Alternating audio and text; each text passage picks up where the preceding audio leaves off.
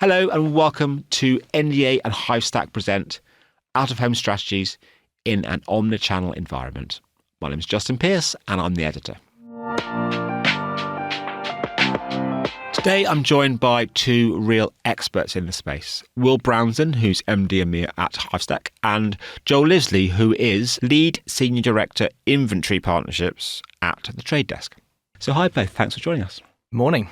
So let's kick off and dig into this subject. So the first question to you both really is, how can brands make the best use of digital out-of-home in omnichannel strategy? Who wants to kick off for that? Shall I jump in? Yeah. So obviously the Trade Desk being a DSP, we handle omnichannel buying, and I think out-of-home was in many ways the last piece of that omnichannel puzzle. It's probably the medium that held out from becoming programmatic the longest, but it is also very, very different to the other channels that we look after. It's a true kind of mass reach medium, and it is consistently high quality, brand safe, and has huge reach. So it's kind of a no-brainer for most marketers. We've seen that within out-of-home, which is set to roughly be at the same levels year on year for spend, all the growth is going to come from digital out-of-home. So it is a huge channel, and all of our buyers are looking to get involved in out-of-home in one way or another after a tough few years for COVID and no one being out-of-home. We saw last year see a huge step change, and this year is going to be even more growth in out-of-home. You mentioned it held off for so long. What was behind that reticence, do you think? I'm not sure it was reticence on the buy or sell side. It's just that, the three of us went out and bought mobile phones, we bought laptops, we bought TVs. Unless you're a bit odd, you didn't go out and buy a billboard. True. So the media owner had to upgrade everything. The media owner had to spend millions and millions of pounds or euros or dollars to upgrade the placements. And then the programmatic world had a lot to learn, and the out-of-home world had a lot to learn about each other to get us to the stage we're at now. What have you seen? The same question, what is driving this, and what are the particular advantages that it offers? Yeah, I think Joel mentioned something really interesting. Actually, the most interesting part about this is actually the scale. So as rightly mentioned, we delayed in sort of adding to the digital out-of-home infrastructure. So we're going through a massive shift, and it's taken a good number of years because there's a lot of risk involved with it. So a lot of the investment that you have to see from digital out-of-home. So specifically in the UK, but we see this globally, there's been a number of panels that have been pulled out from the ground because they're not performing well in terms of audience delivery, and our measurement of that is improving greatly over time. But also the highest performing sites in terms of audience delivery are also being converted to digital out-of-home screens. And that investment is huge. And then again, there's a lot of risk to having these digital infrastructure in place, but also quality of the screens. So the quality of screens is going up. It's taken us a while to understand what digital out-of-home has to offer versus a static approach, how it actually the blend between static and digital works before you even get to the idea of how do we actually deliver it through programmatic channels. So it's just taken us a long time to get there because it's a physical thing. It's not something that's a digital thing that can be switched on and off. You actually have to physically put them in the ground. And before we actually got to this stage, we didn't have any scale. So you're really looking at a few hundred screens that have now transitioned over the past few years to tens of thousands of screens. And we're able to target not just those key cities, but actually the conurbations that surround it. And now you've got real scale. And so that sort of level of connectivity is improved, the quality of screens is improved, and the scale in which we can activate is improved. And now the exciting part happens because the data that we can access through digital has now become, it's allowed us to learn a lot more about what's happening around those screens. And that's been the kind of big shift that we've seen. I think it's interesting Joel, just the fact you talk about the quality of screens improved. And quality of screens isn't something that's often discussed in this frame, really. So how important is that shift, and what is it enabling? Well, I think a lot of it when you think about the level of engagement. So when you put it into the omni-channel sphere, we're competing between channels. So you think about the level of engagement that you have with, say, for example, TV. You're in your house and the level of engagement you have is huge. And so we're constantly trying to compete with that level of engagement. So the quality of screens is hugely important, and the creative that's been transitioned to those. Really good example of this is Piccadilly Lights. So I passed by there this morning, and you look at that screen and the level of engagement it has with the audience because of the quality, because of the scale, because of how much it sort of is prominent in this sort of public space. that really is a massive change in how out-of-home is perceived within the kind of digital space. And I think that it's really important. I think creative that's been pushed to those screens as well is massive. So the quality of colours has a huge effect on how visible those screens can be. How connective they are is massively important, especially for the programmatic space as well. Yeah, and I noticed that on my journey here. I think it's probably because I was coming to record this, but I got the Lizzie line from Farringdon to where we are now. Great line. And the quality of screens going up and going up the escalators on the platforms is amazing. And the ads I still remember now were for Naked, those the sort of fruit bars, and the colours really, really popped out at you. And all of those screens can be now bought programmatically. And it's really important for advertisers that they can have that impact, that the ad can kind of travel alongside the user up the escalator. It can travel to where they're going on the platform.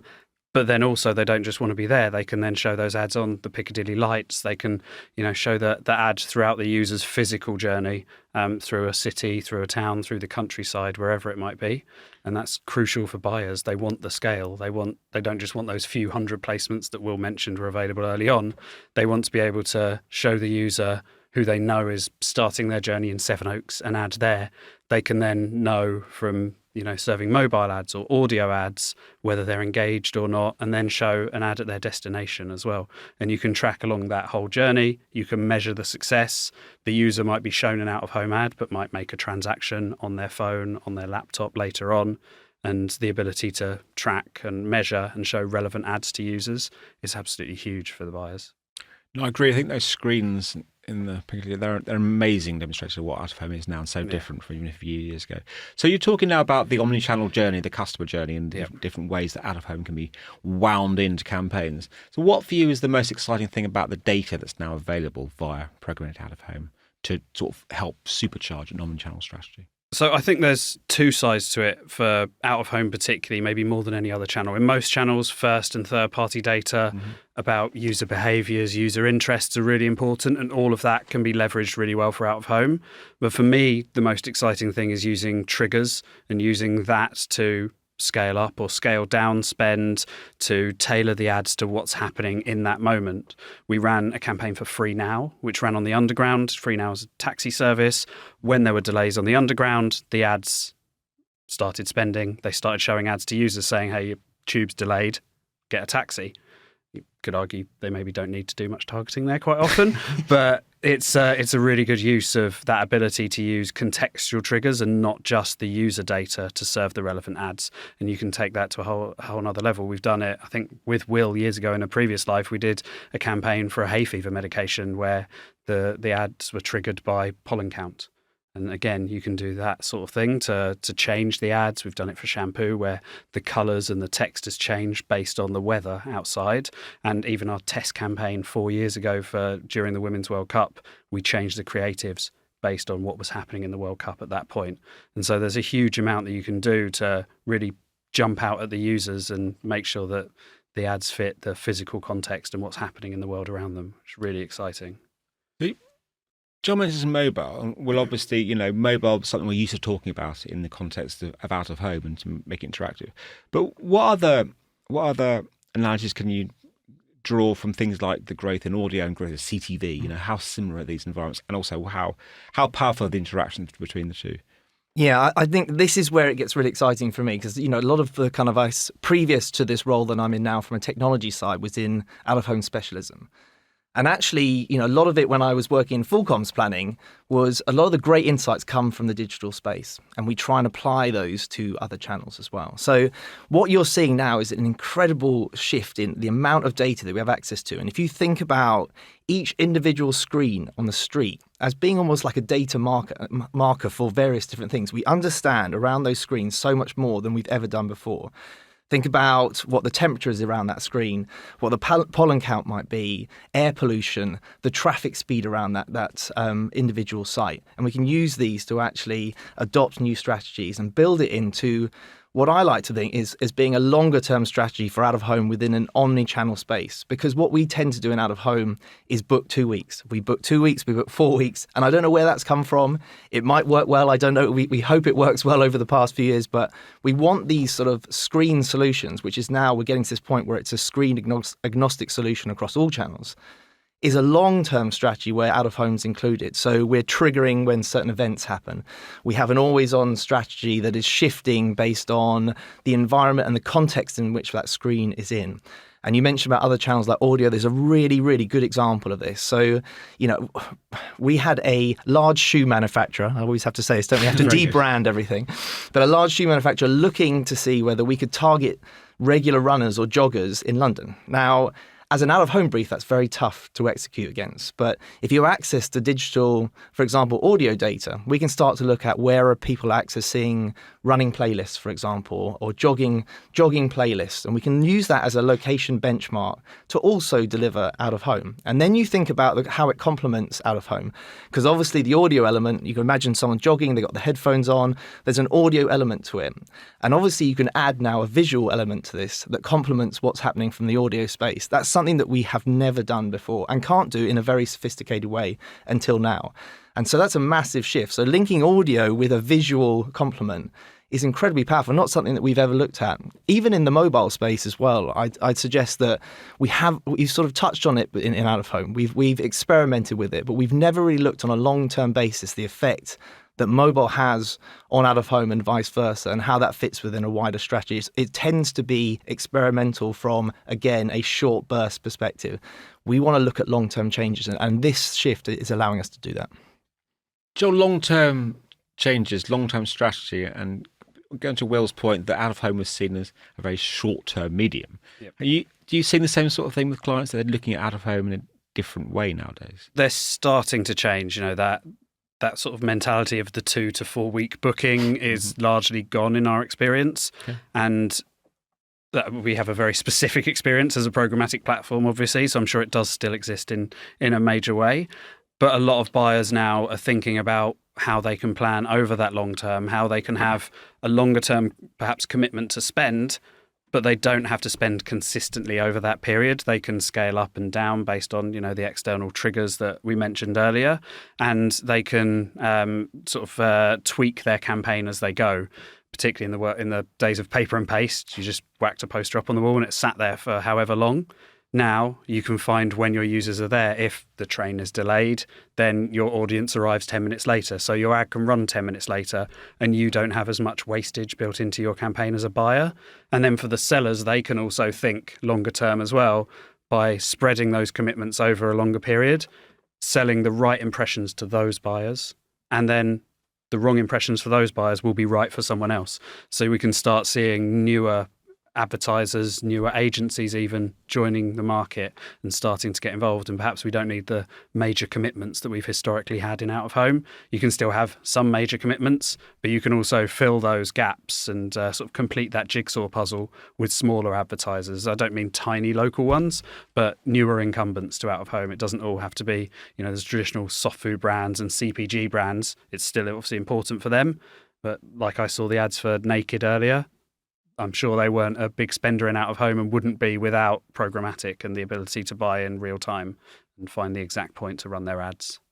So changing medium, new advertisers, your approach generally to it as a branding and often direct response medium. But also at the same time, we've got big macro changes going on. The cookies going away, always brought up in these conversations, and also the rise of context. Contextual's back in fashion suddenly, which is often quite amusing. But how important are these big macro changes to the changing view of out-of-home from buyers, do you think? Well, I think it's just going back to a more simple approach as well. So I think, often the best things are the most simple approach. Out-of-home historically has always worked off context.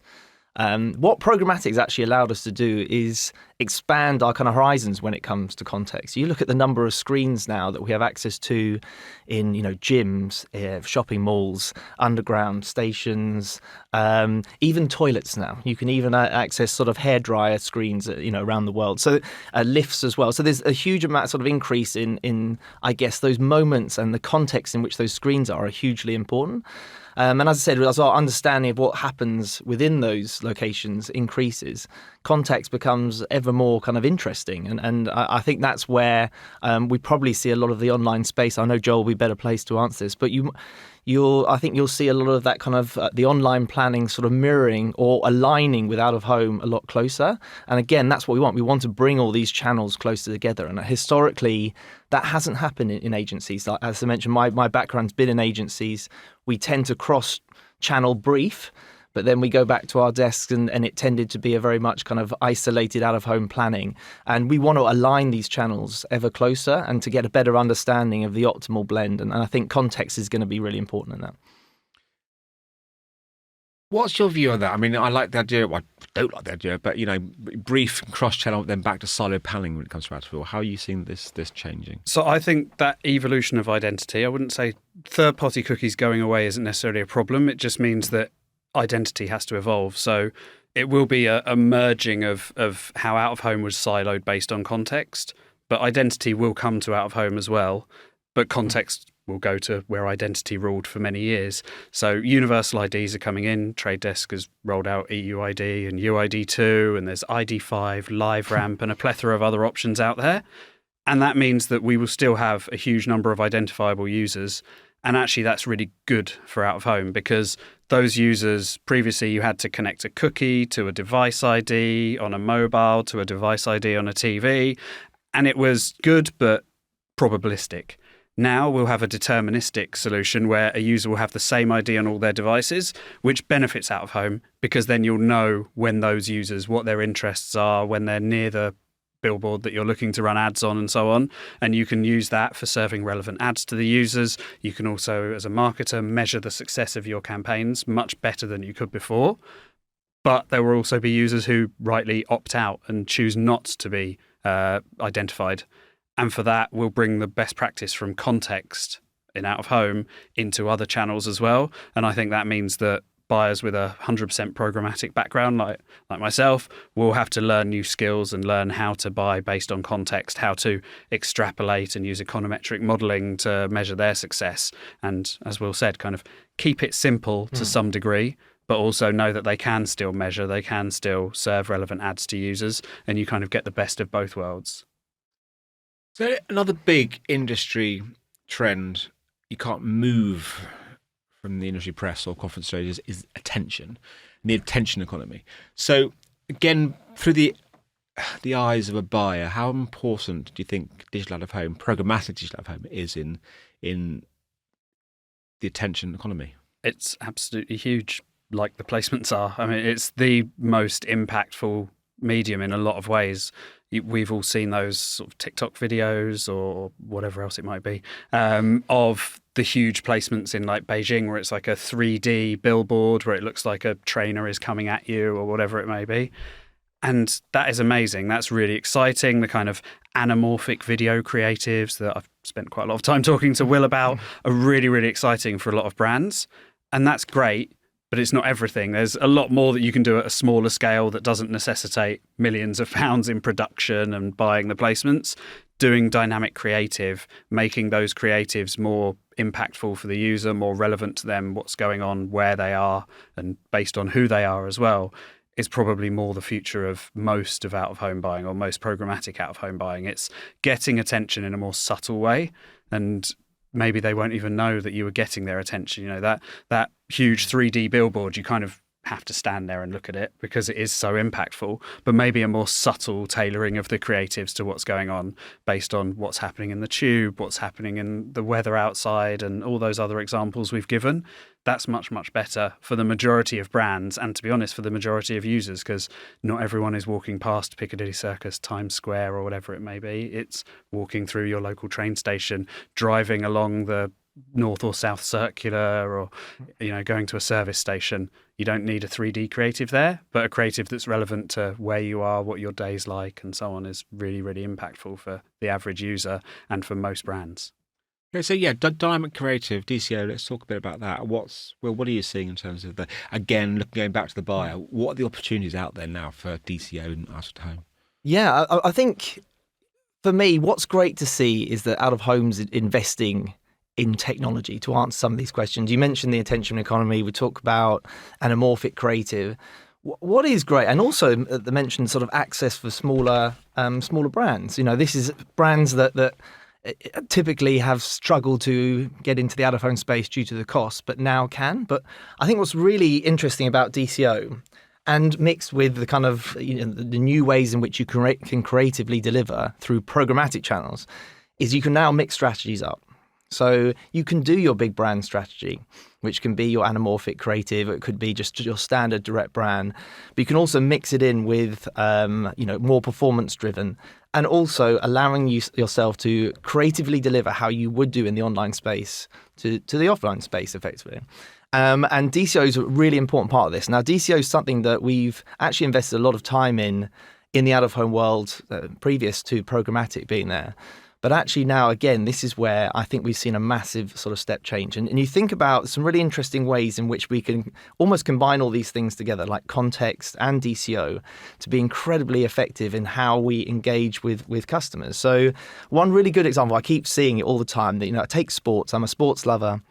And you look at sometimes there's a penalty being taken, and it's a news recap of someone there's a penalty being taken, 2 countries, everyone's in the bars waiting for that penalty to be taken, and then all of a sudden it's probably England, they've missed the penalty most likely, and there's the English fans that heads in hands and cups being thrown, and then obviously whatever other country they're playing against, there's cheers, there's hugging, and all of a sudden we now understand that that kind of behaviour in that location in real time, and we can react to it in real time, and so that message can not only be about the score that's just happened, but also the messaging and the actual creative delivery can be tailored to what people are feeling in location.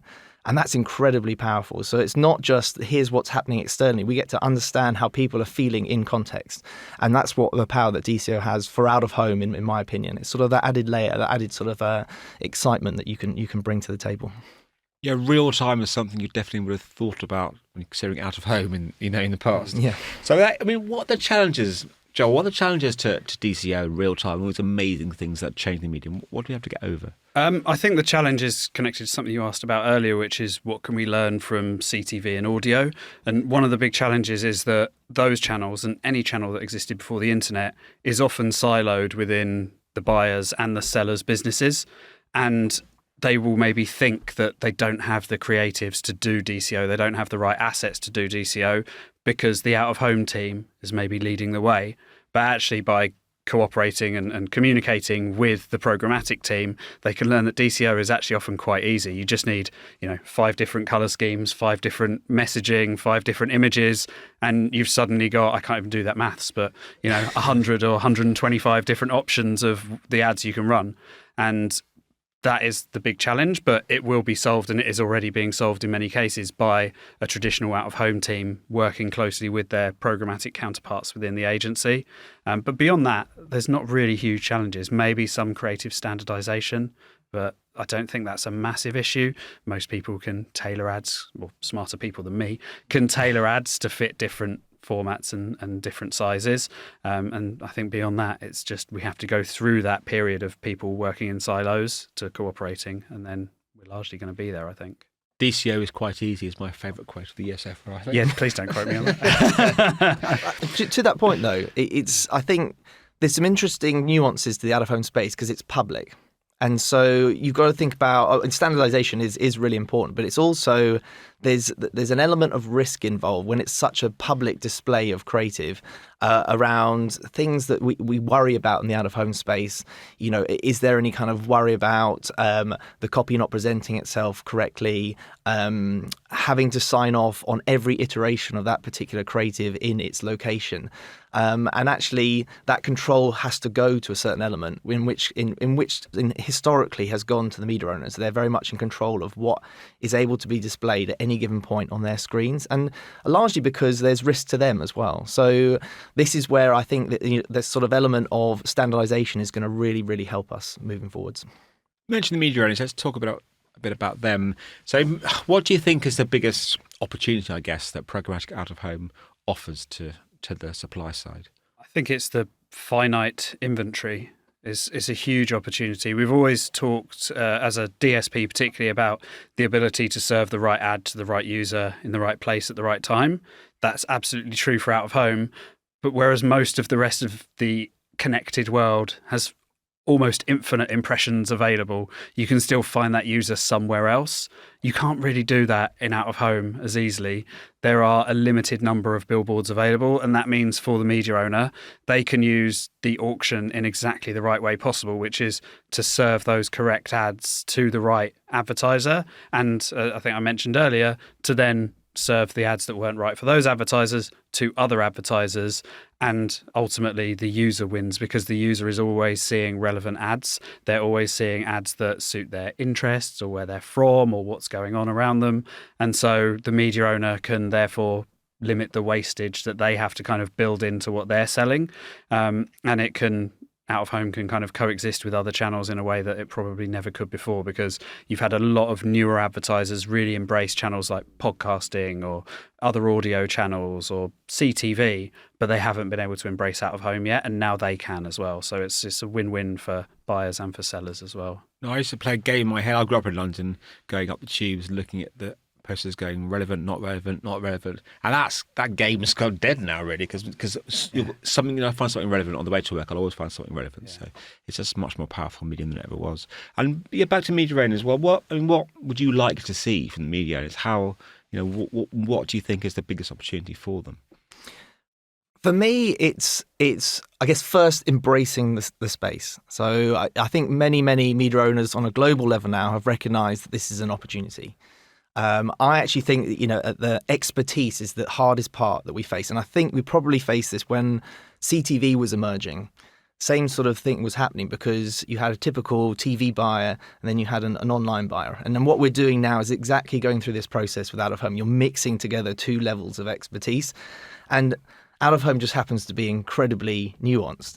So what I really love to see from media owners, and we do see a lot of, is hiring now of a genuine programmatic expert to lead this charge.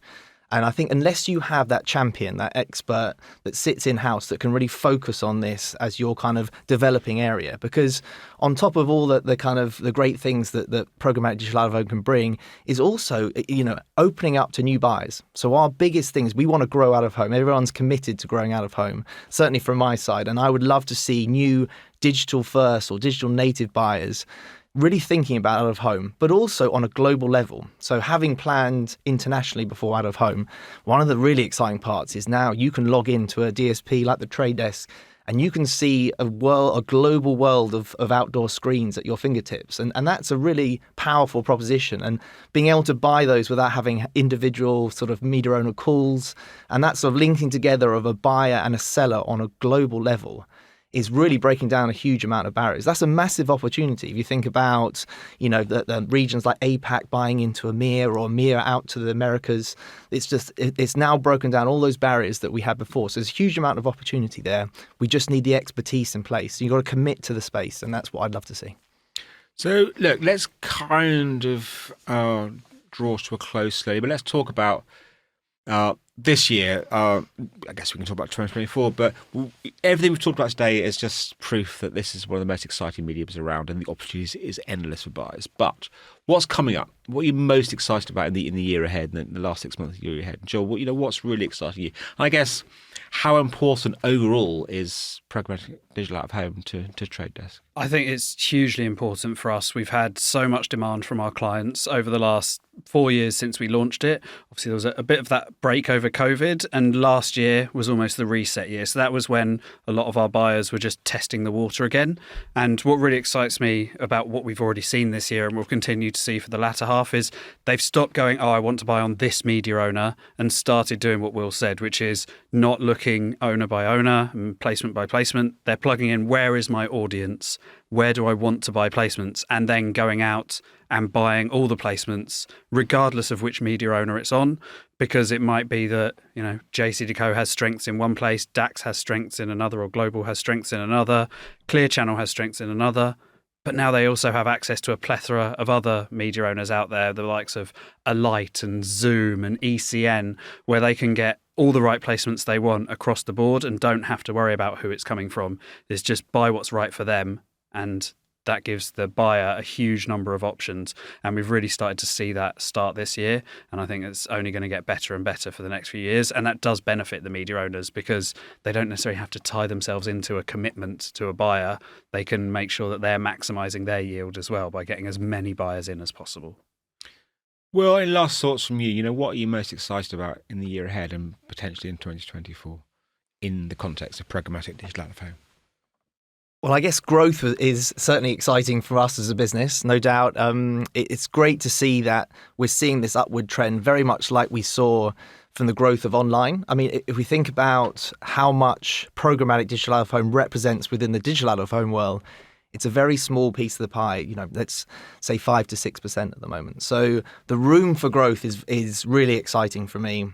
The new buyers entering the space, as I mentioned, again, is something new and exciting.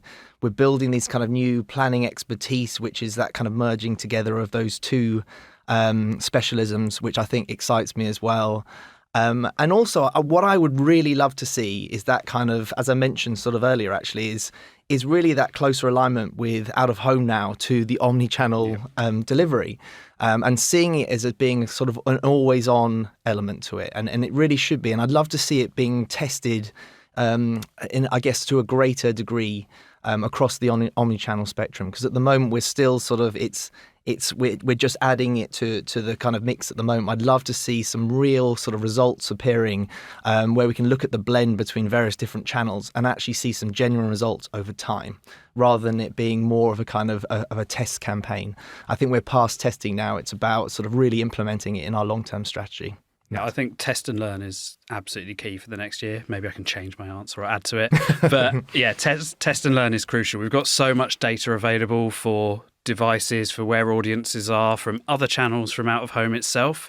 And users, or buyers rather, need to be really willing to test and learn, to accept that sometimes testing means failing, but failure is just the next step to success, isn't it? That sounds like a horrible self-motivation cliche. It's lovely. But it is. You learn by failing once or twice, and then you learn how to do it right as well.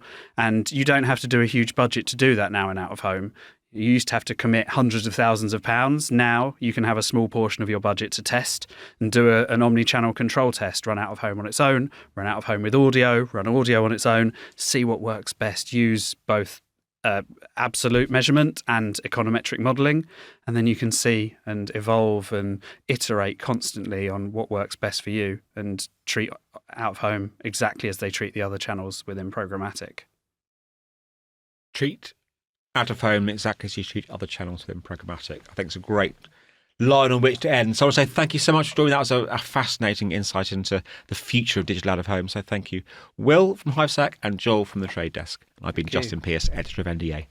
Thank you so much for listening.